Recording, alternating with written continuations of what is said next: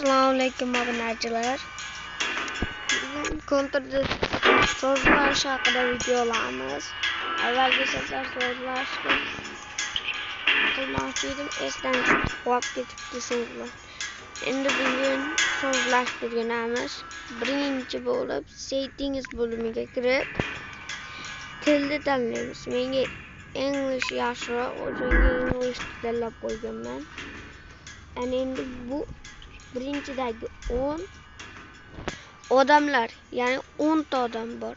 Lekin sizlar bitta odam qo'shimcha bo'ladi, chunki sizlar bilan 11 ta bo'ladi. Shuning uchun buni nechta odam qilsangiz qilavering, menga 32 tasi ko'proq yoqadi. Buni aslida harfda turadi. Osoniga o'tkazsalaring oson o'ynaysizlar. Normalga o'tkazsalaring sal-pal qiyinroq bo'ladi. Hardga o'tkazsalaring qiyin bo'ladi. Expertga o'tkazsalaring juda ham qiyin bo'ladi. Menga easy yaxshiroq. Va buni so'nd tushunmadim. Buni gapirish, walk chat, xullas. Buni eng ko'piga ko'paytirsalaring ovozi zo'r keladi, lekin pasaytirsalaring pasayadi. Tem balans 50%.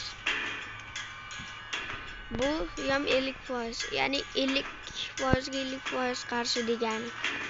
Bu round time, ya'ni buni vaqti eng ko'piga o'tkazsalaring, xullas o'zlaringiz sozlab olaverasizlar. Eng ko'pi 300 sekund. Va bu starting monkey, ya'ni boshlaganinglarda 700 pul beradi-yu. Xullas o'shada senga ko'paytirib qo'ysalaring eng ko'pi 10 ming bo'ladi. 10 ming yaxshiroq. Keyin mayda qirollar bor. Qaysi qirollarda ishlatishi?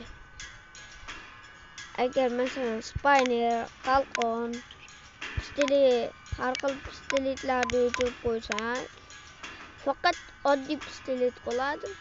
O'sha oddiy pistoletdagi narsalarni ishlatish mumkin bo'ladi. Bularni ham o'chirsak, katanada yurishadi. Aytib qo'ying, katanada juda ham qiyin o'ynaladi. Lekin katanaga moslanganlar bemalol o'ynaveradi. Menga Spayner va qalqondan boshqa emas. Bugungi video shu yetdi. Obuna bo'linglar. Hamda menga nami degan joyga isminglarni yozib qo'yasizlar. Xayr, endi keyingi videolarda ko'rishguncha obuna bo'linglar va like bosinglar.